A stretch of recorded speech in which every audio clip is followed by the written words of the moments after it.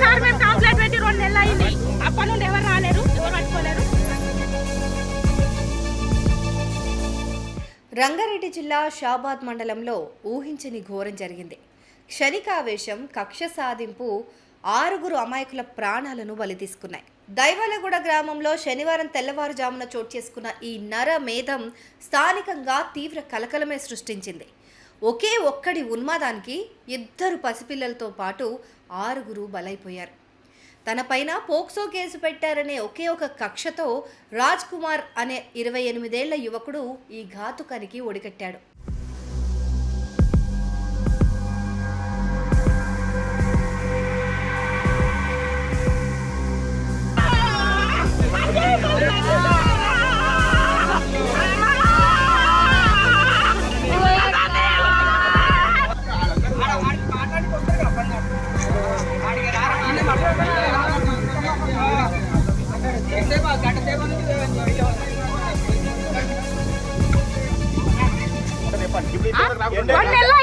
రెండు నెలలు సార్ మేము కంప్లైంట్ పెట్టి 2 నెలలు అయింది. అప్పటి నుండి ఎవరు రాలేరు, ఎవరు పట్టుకోలేరు.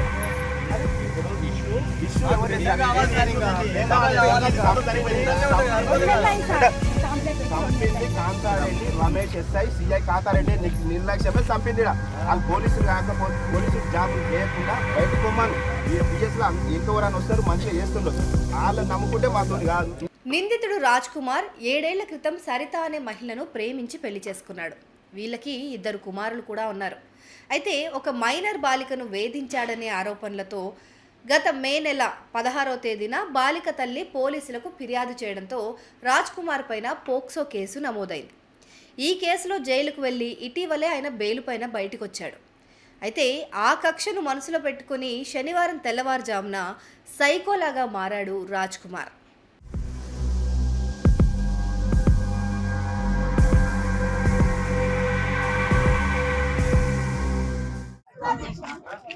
చిన్ని మా మరదలు ఇద్దరు మా బిడ్డను డ్రాప్ చేస్తుంటే మేము ఏం చేసినామంటే డ్రాప్ చేస్తుంటే మనకి పెళ్లి అయింది, పిల్లలు అయింది అని చెప్పి నేను డ్రాప్ చేస్తూ పెట్టాడు.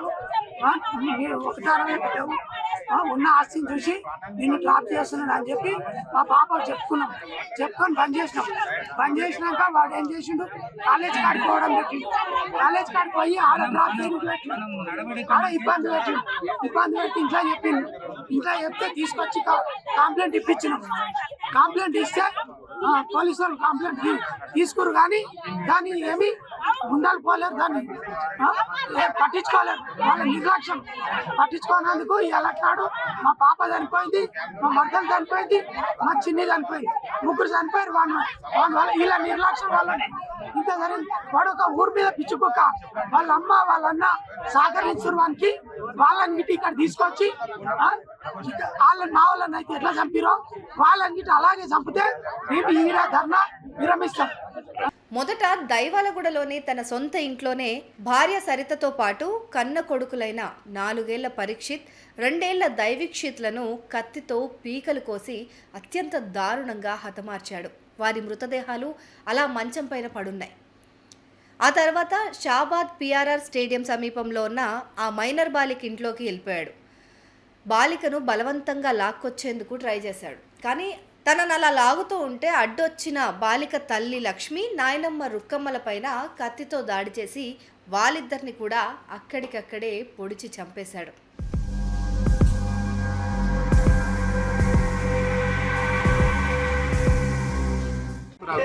బంధువులు అవుతారు వాళ్ళు. ఈ విషయం పొద్దున మాకు 6ంటికి మేము లేవకన్నా 6ంటికి బయటకు వస్తే మాకు తెలిసింది. అదే సీసీ ఫుటేజ్ మా బ్రదర్ ఫోన్కి కనెక్షన్ ఉంది. 11 గంటల 5 నిమిషాల ప్రాంతంలో జరిగినట్లుగా సీసీ ఫుటేజ్ దాంట్లో కనబడతా ఉంది. బాధితుడు వాళ్ళ సొంత ఫ్యామిలీని చంపుకున్నాడు. బాధితురాలని నానమ్మని, వాళ్ళ తల్లిని. ఆమెను మానసిక వికరాంగురాలు కాకుండా బాధితురాలి అక్కను మాత్రం విడిచిపెట్టేసి ఈ విషయం దాదాపుగా 1.5 year నుంచి జరుగుతూ ఉంది. ఆ ఫ్యామిలీ మీద మొత్తం హరాస్మెంట్ చేస్తా ఉన్నారు బాధితుడు. వాళ్ళ ఇంటి పక్కకే ఉంటాడు. ఏదో ఒక రోజు బాగా హరాస్మెంట్ చేస్తూ ఉంటే వాళ్ళ బంధువులందరూ కలిసి షాబాద్ పోలీస్ స్టేషన్లో బాధితుల మీద ఫిర్యాదు చేస్తే బుక్స్ కేసు నమోదైంది. తర్వాత ఆయన బయటకు వచ్చి ఈ విధంగా వాళ్ళ ఫ్యామిలీలో ఉన్నటువంటి ముగ్గురిని, ఆ ఇంటి పక్కకు ఉన్నటువంటి మా బంధువు అయినటువంటి మా కూతురు అవుతుంది మా వదినను, మా పెద్దమ్మ అవుతారు ఆమె అతి. ఆ తర్వాత మైనర్ బాలికను దైవాలగూడ సమీపంలోని అఖిల్ సాగర్ చెరువు వద్దకు తీసుకెళ్లాడు. అక్కడ ఆమె పీక కోసి దారుణంగా చంపేశాడు. ఈ 6గురిని నరికి చంపేసిన తర్వాత నిందితుడు రాజ్ కుమార్ తన తండ్రి అరుణ్ కుమార్కు ఫోన్ చేసి, నేనే 6గురిని చంపేశాను, నేను కూడా ఇప్పుడు చనిపోతున్నాను అని చెప్పి ఫోన్ కట్ చేశాడు.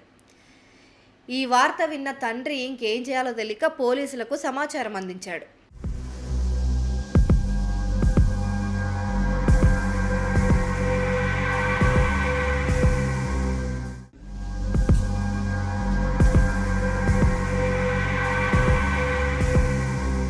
చిన్న అమ్మాయి, మా చెల్లెలు పెద్ద పర్సనల్ రైలు లేదు, ఇంతనే ఉంటుంది.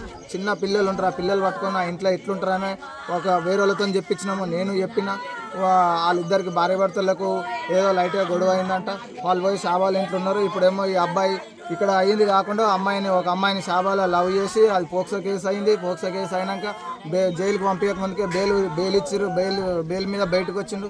బెయిల్ మీద బయటకు వచ్చిన తర్వాత 10 రోజులు అయింది. మంచిగానే ఉన్నారు. నేను నిన్న కూడా మా చెల్లెలతో మాట్లాడినా. ఓటర్ ఐడి కోసం సార్ ఫామ్ ఇక్కడనే ఉంటుంది, మా అమ్మది ఫామ్ ఫిల్అప్ చేసి అని చెప్పిన. మా అమ్మది ఓటర్ ఐడి నాకు పంపించండి, నేను కూడా రాసుకుంటే ఇక్కడ అని చెప్పిన. నేను మైనవాలో ఉంటాను సార్, ఇక్కడ ఊర్లో ఉండను చెప్పిన. నిన్న ఈ టైంకి మా చెల్లెలతో మాట్లాడినా. ఈ లోపల ఇది జరిగింది సార్. మొత్తం రక్తం అడుగుల్లో చిన్న బాబులు చూడకుండా ఫ్యాన్ వేసిండు, ఇంట్లో ఫ్యాన్ వేసిండు, కూలర్ వేసిండు, ఏసీ వేసిండు. లోపల నుంచి గొల్లెం పెట్టి సౌండ్ ఎంత మొత్తుకున్నా సౌండ్ బయటికి రాకుండా నిద్రపోయిన పిల్లల్ని నిద్రతోనే పోసేసిండు. మొత్తం పిల్లలు నోరు తెరుచుకొని రక్తం అడుగులో వండుకున్నారు. మా చెల్లెల్ని ఎంతో బాగా పోరాడినట్టుంది. వద్దు వద్దని చెప్పి బాగా బతిలాడినట్టుంది. ఇంట్లో బట్టలు సామాన్లు చిందరవందర అయిపోయినాయి. మంచం మీద తెలియకుండా మొత్తం అట్లే కాళ్ళు ఒక దిక్కు తల ఒక దిక్కు పండి ఉన్నారు సార్. వచ్చేసరికి ఎంతమంది వాళ్ళ అమ్మాయిని ఆయన ప్రేమించిన అమ్మాయిని కూడా తీసుకొచ్చి చంపేసిరంట. వాళ్ళ మమ్మీని వాళ్ళ నాయనమ్మని కూడా చంపేసిరంట. ఇక్కడ మా చెల్లెల్ని, మా 2 పిల్లల్ని చంపేసిండు. అక్కడ 3 చంపేసిండు. 6 మందిని చంపేసిండు సార్ మొత్తము. ఇది చట్టపరమైన ఉరిశిక్ష పడాలి సార్. ఇలాంటి వాళ్ళు ఉంటే ఇంట్లో ఫ్యామిలీస్ ఎట్లుంటారు సార్? ఇంత దారుణంగా ఉంటే ఇది చట్టంగా పోలీసులు పెద్ద మనుషులు అంతా ఆలోచన చేసి ఉరిశిక్ష పడేటట్టు దారి తీయాలి సార్. గవర్నమెంట్కు ప్రమాణం చేసి చెప్తున్నాను. ప్రస్తుతం ఈ దారుణ హత్యల నేపథ్యంలో షాబాద్లో తీవ్ర ఉద్రిక్తత నెలకొంది. మృతుల బంధువులు, స్థానికులు తీవ్ర ఆగ్రహంతో నిందితుడిని తమకు అప్పగించాలంటూ షాబాద్ కంది రహదారిపైన బైఠాయించి పెద్ద ఎత్తున ధర్నాకు దిగారు. నిందితుడిని కఠినంగా శిక్షించకపోతే మరికొందరి ప్రాణాలు తీసేస్తాడంటూ డిమాండ్ చేస్తున్నారు. ఘటనా స్థలానికి చేరుకున్న పోలీసులు పరిస్థితిని సమీక్షిస్తున్నారు. షాబాద్ మండల్లో లోకల్ షాబాద్ రూట్లో మరియు ఇక్కడ నుంచి 6 కిలోమీటర్స్ దేవలగూడ నాగరికుంట విలేజ్లో ఈ 2 ప్లేసెస్లో ముగ్గురు హత్య జరిగింది. ముద్దాయి పేరు Parvathi Raj Kumar, 35 year old, farmer by occupation. ఇంతకు ముందు అతని పైన 16th May రోజు ఒక పోక్సో కేసు బుక్ అయింది. అప్పుడు ఒక అమ్మాయికి, మైనర్ గర్ల్ కి ఇలా అరెస్ట్ చేశారు, స్టాకింగ్ చేశారు. దాని గురించి సెక్షన్ 11 అండ్ సెక్షన్ 12 కింద plus section 78 section 78 BNS case book అయింది. ఆ కేసులో అతనికి బెయిల్ దొరికింది. ఇప్పుడు 2 నెలల నుంచి ఈ మనిషి వాళ్ళకి నేటివ్ విలేజ్ దేవులగూడ హమ్లెట్ నాగరికుంట విలేజ్ లో ఉన్నారు. అక్కడ అతనికి భార్య మరియు 2 పిల్లలు, కొడుకు, అక్కడ ఫ్యామిలీ కలిపి అక్కడ ఉన్నారు. ఈ అమ్మాయికి ఫ్యామిలీ ఇక్కడ లోకల్ షాబాద్ లో. ఈ అమ్మాయికి కూడా ఫాదర్ లేదు, ఓన్లీ మదర్ ప్లస్ అమ్మమ్మ ఉన్నారు. సో రాత్రి 11-12 మధ్యలో ఫస్ట్ ఇక్కడ షాబాద్ లోకల్లో వచ్చి ఇది 3 మనిషికి హత్య చేశారు. ఒక నైఫ్ యూజ్ చేసి ఫస్ట్ ఈ అమ్మాయికి మదర్కి చంపాడు. తర్వాత అది అమ్మమ్మ కూడా అది అప్పుడు స్లీప్లో ఉన్నారు, ఈ అమ్మాయికి కూడా చంపాడు. తర్వాత ఈ మైనర్ గర్ల్కి తీసుకుని అక్కడ నేటివ్ ప్లేస్ దేవలోగూడకి అక్కడ తీసుకుపోయి అక్కడ ఒక వాటర్ బాడీ ఉంది, చెరువు ఉంది, అక్కడ ఈ అమ్మాయికి కూడా అక్కడ హత్య చేశాడు.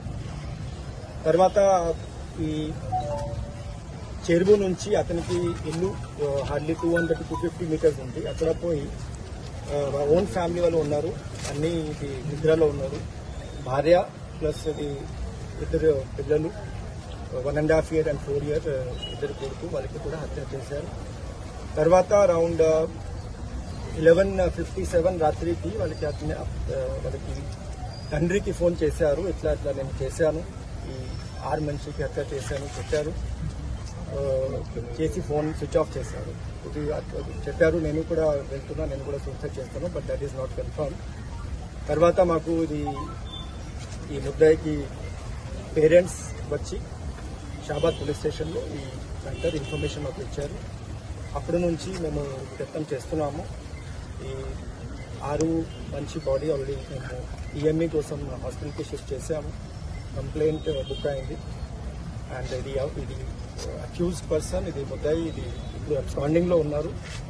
మా తరఫు నుంచి ఇది ఖచ్చితంగా ప్రయత్నం చేస్తున్నాము. We will soon get him and we will locate him and we will assembly for that. Sir పోలీసులు సరిగా వివరించలేదు, పోస్టు కేసు అయిన తర్వాత అరెస్ట్ చేయలేదు, అతను నిర్లక్ష్యంగా ఉన్నారని చెప్పి వాళ్ళు ప్రధానంగా ఆరోపిస్తారు, ధర్నా కూడా చేస్తారు.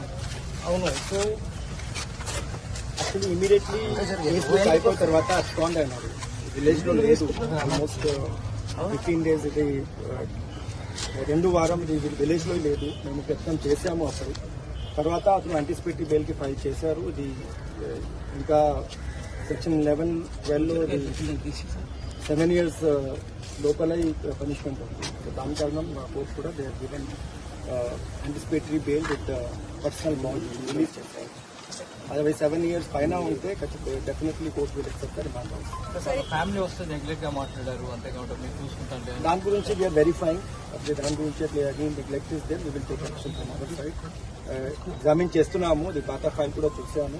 Investigation is almost complete in that. But ఈ ఫ్యామిలీ వాళ్ళు definitely they are alleging. Police పైన కూడా కొన్ని కంప్లైంట్స్ రేజ్ చేస్తున్నారు. We are examining that matter. వచ్చిన తర్వాత పోలీస్ ఎస్ ఇది వచ్చారు. యాంటిసిపేటరీ బెయిల్ తర్వాత ఇది 2-3 సారి కౌన్సిలింగ్ కోసం మేము పిలిచాం.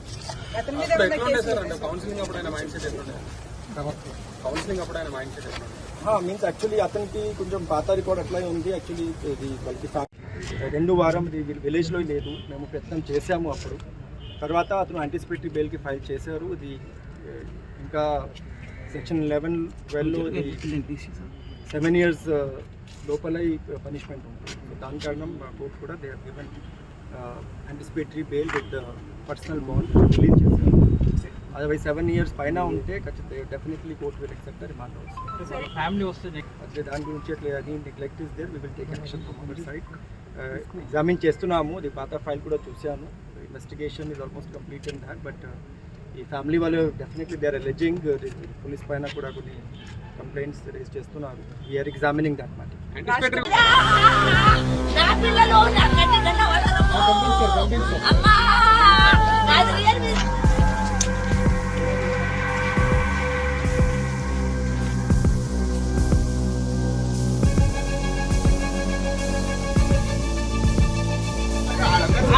మాట్లాడికి వస్తారు కదా పని ఆడికి రారా